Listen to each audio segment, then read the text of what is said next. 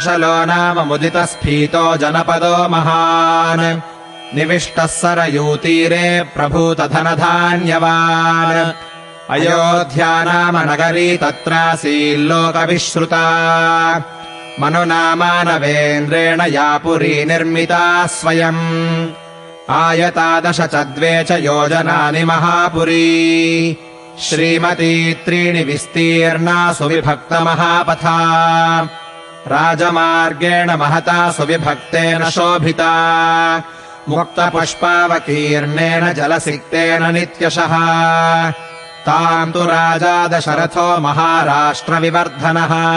कोशलो नाम मुदितस्फीतो जनपदो महान् निविष्टः सरयूतीरे प्रभूतधनधान्यवान् अयोध्या नाम नगरी तत्रासील्लोकविश्रुता मनुनामानवेन्द्रेण या पुरी निर्मिता स्वयम्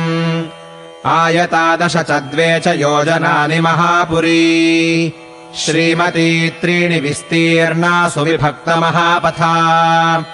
राजमार्गेण महता सुविभक्तेन शोभिता मुक्तपुष्पावकीर्णेन जलसिक्तेन नित्यशः